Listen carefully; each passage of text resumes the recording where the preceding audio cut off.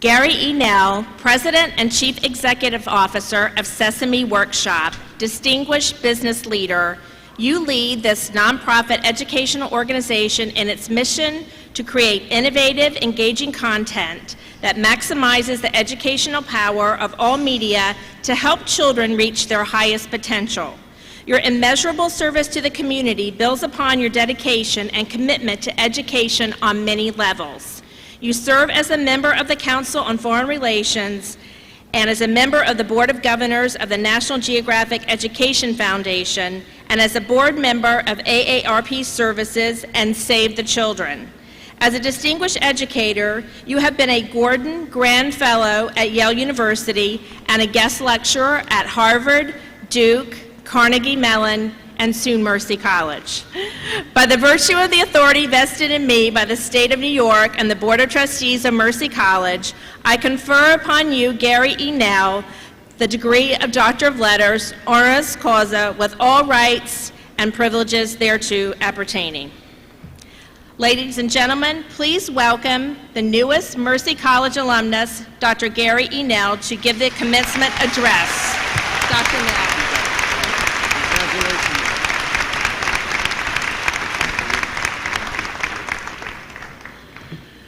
Good morning and thank you. Congratulations to all the graduates. You've done it. I know some of the sacrifices that you and your families have made to get to this day. Treasure the moment. You've accomplished something very special. Someone who is special for us I wanted to call out first, our own Desiree Casado, who plays Gabby on the show, Sesame Street. You've heard of that. She was sitting in this audience, in this auditorium just last year, and is currently a graduate student at the Mercy College campus in Yorktown. So our connections with you and with Mercy run pretty deep. So deep that I'm told that President Klein is a secret admirer of our newest segment on Sesame Street, which is an environmental theme called Desperate Houseplants. Well, today's commencement should really be brought to you by the letter M and the number 1. M is obvious, but 1 is for the idea that one idea can change the world. We beckon back to the 1960s for a moment. It was a time of turbulence in this country. There was a controversial war raging, riots in our inner cities, political assassinations of some of our country's great leaders. And it was within this framework that many young people dreamed about a better future.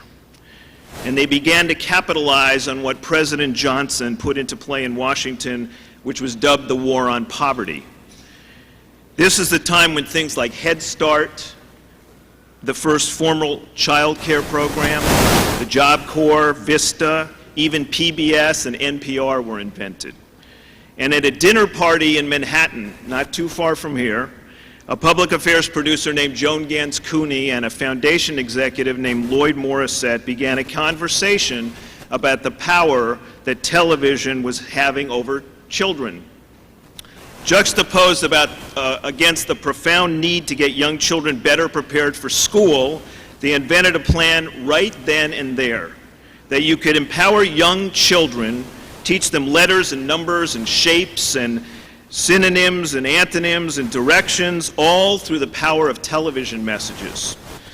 So with some education schools who didn't know a lot about TV, and some TV producers who didn't know a lot about education, trust me, and a guy with a long hair and a beard they thought was a member of the Weather Underground with a green sock puppet on his hand named Jim Henson, they created something very special, which we all know as Sesame Street. An instant hit on the cover of Time magazine within 6 months, and a defining moment for television and education history in this country. And while others at the time merely observed what the Federal Communications Commission Chairman Newt Minow viewed television as a vast wasteland, they saw television as a prime fertile ground ready for innovation. Sesame Street, in fact, debuted a little over 40 years ago, launching a revolution. The vast wasteland had been transformed into a place where African American families, Latinos, tall yellow canaries, and green grouches lived together peacefully, resolving differences and coping with change. Imagine that. In fact, with Maria and Luis, I like to think of Sesame Street as the world's longest-running telenovela.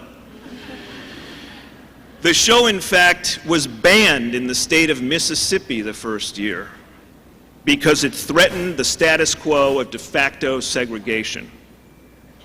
Imagine communities of people getting along with each other. 40 years later now, we've won more Emmys than any show in television history. And today, not only are we here, but we're in 140 countries around the world, introducing how we may be different, but on many levels we are the same. The same people congregated and sharing this planet. Using the power of media, we have connected Israeli and Palestinian Muppets, not by language, but around a common affection for falafel and hummus. We've introduced an HIV-positive character in South Africa where 1 in 9 kids are HIV-positive, named Cammie, who proudly proclaims that you can love someone or play with them and hug someone and not necessarily get sick, thereby removing the stigma attached to AIDS and opening a dialogue to break the culture of silence in that country. And in Northern Ireland, where we are working with young children, I was in actually one of the few integrated schools in Belfast recently, and a new immigrant girl, there's a lot of immigrants in Belfast, a new immigrant girl named Mona was introduced to the class.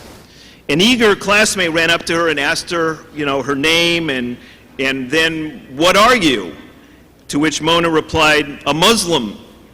And the little girl was very confused about this, and she looked at her and said, "Are you a Catholic Muslim or a Protestant Muslim?" The point of this is that children as young as the age of 3 are showing discrimination. And they're not born with this, but these are learned.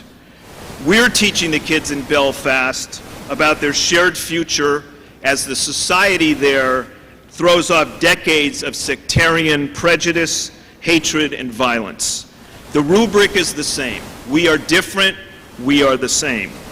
For you graduates assembled today, you have the opportunity to look upon what looks to many of us old guys like me as not much more than a vast wasteland. Of course, with media today, of course, other than things like Charlie Bit My Finger or David After Dentist, and I know all those. And instead, find the possibilities. When I was in your shoes back in college at UCLA in the mid-1970s, I only knew that public service was my calling, not a lot else. I never imagined it would lead me to engage with this amazing organization today in working in education and public health and child development and media, in helping kids navigate through this crazy world and do something to impact it. For me, it started in state government, not unlike Senator Schumer, I guess, where my internship in the governor's office led me to a law degree and then to DC to work in Congress as a staffer. I found my way to Channel 13 here in New York, where my earlier assumptions about media's big impact on the world were confirmed. I saw how much a documentary or an opera or a bio of Tito Puente might encourage someone to reach higher. I saw the potential and reflected on it as a compass to guide my way. Now today, I know sometimes the world out there might seem really overwhelming. The job market, the economy, the lack of civility in our body politic. To put this into perspective, let me tell you a little bit about my grandmother. She used to talk all the time about the refrigerator as an amazing invention, the ice box. I, on the other hand, never thought about the refrigerator. To me, it was an appliance. Well, today, those of us running companies and colleges, I might add, look at iPods and PlayStations and Xboxes and Blackberries and iPads as amazing inventions.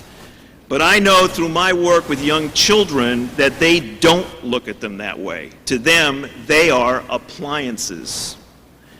You have a huge opportunity here, you graduates of 2010, to serve and service this audience. As technology changes, kids are learning differently. They will need teachers who teach utilizing all the assets at their disposal. Content creators, software programmers, writers, actors, musicians, child care specialists, healthcare providers who understand how to reach kids with compelling content, and, of course, to an increasingly diverse America in an interconnected world, now populated with 5 billion mobile phones. As an example, why not use those phones to teach letters and numbers through text messages, or healthy habits to prevent childhood obesity, or even awareness about the world? How do you get there? Well, just recall the lessons of Sesame Street, and I'm sure you will find your way. Remember that Grover teaches us that there is no substitute for hard work, dedication, and a commitment to excellence. He is never afraid of failure.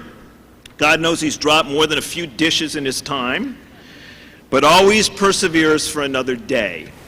Be like Grover. Or be like Elmo. Treat your colleagues with respect and adorn them with friendship. Approach challenges with the curiosity of Big Bird. Or as Cookie Monster proves, it is important to enjoy the simple things in life a lot. And it's even okay to be a grouch sometimes. But as Oscar would begrudgingly admit, there is no substitute for kindness. And while this is an ancient African-American proverb, we learned it from Bert and Ernie. If you want to go fast, go alone. If you want to go far, go together. Most importantly, like the founders of Sesame Street, take advantage of the opportunity that the world has given you. See possibilities where others see hopelessness. Approach the challenges with diligence, dedication, and a sense of moral purpose, and you are certain to succeed. And with these Muppet proverbs in mind, you will find that one idea which just might become the next Sesame Street. Thank you and congratulations.